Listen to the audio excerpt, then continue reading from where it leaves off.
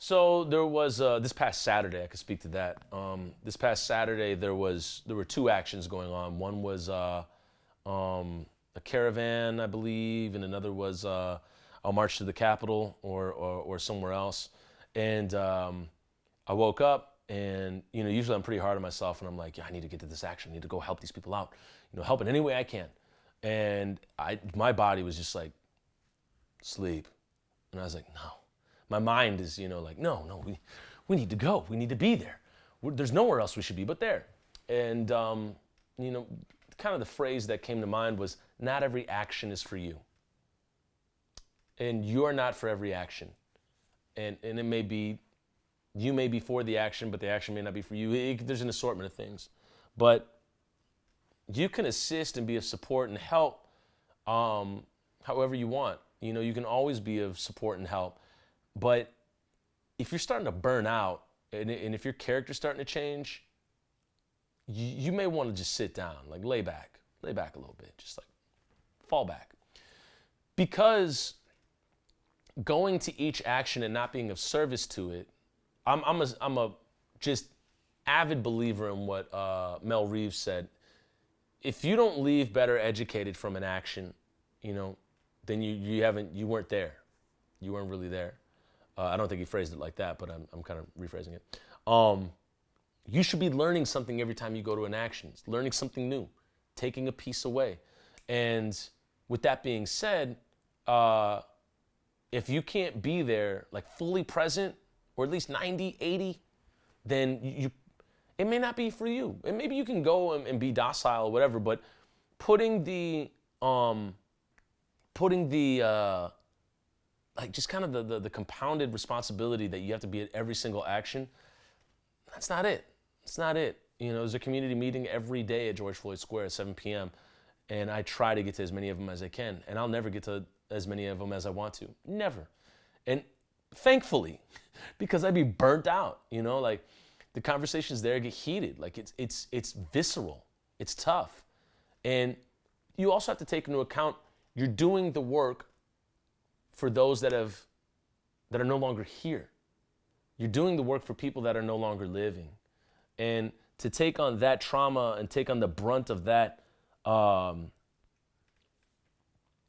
say sadness, that loss is tough because it may be passive at the moment, like, oh, we're here marching for this person, saying their names.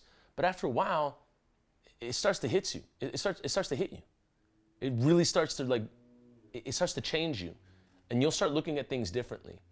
When you look at all the faces of all the people that have been taken by police, and you start to engage with just the amount of tragedy and loss and sadness that these families feel, or that these injustices bring, like Line 3, and all this stuff, it'll take a toll on you, and you have to fall back.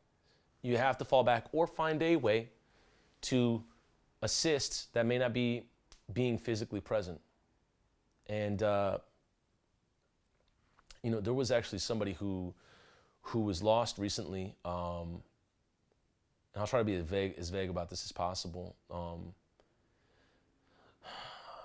Actually, I'll be a little less vague. I'll speak on something else. There was a woman that pulled me aside. I think it was the first or second month. Max and I were running around filming all this stuff. And this black woman pulled me aside and said, be careful, be careful. And she had this very intense, laser focus in her eyes. And she said, my son, was doing all this work after Philando got murdered, or it was Jamar Clark, or, one of the names. And she said, he went schizophrenic and he lost his mind and we just couldn't bring him back. And at the time I was like, in my head, I was like, it's not me. And then the March for Elijah McClain came, and I spoke about this before in another vlog, and I started to unravel. I mean, the sun was beating down, sweating everywhere, and I was losing water. And Elijah McClain's story is just so damn terrifyingly sad. And, then engaging with the whole time is tough. And I just wasn't the same after that. I haven't been the same since. And you just have to watch out for your, not even your energy. Like I've well slept today, like your spirit, like really, really, really look after it. Because that's going to mean the world to whatever it is that you are trying to seek justice for or move down the road. So take care of yourself in your spirit. Not every action is for you. And the next one may be. So by not going to this action, you might be able to show up to the next one, or definitely will be able to show up to the next one. So think about that. Really think about that, and the work that you do in being there for other people in the long run as well. So doing that work is just as important, like showing up and having conversations with the community, as opposed to being at the next march. But I just encourage everybody to take care of their spirit, their energy, and take care of their time. Like really, really take care of that. And I wish you all the best. And that you're just the safest and healthiest you can be. Thank you for watching this video. We'll see you in the next one.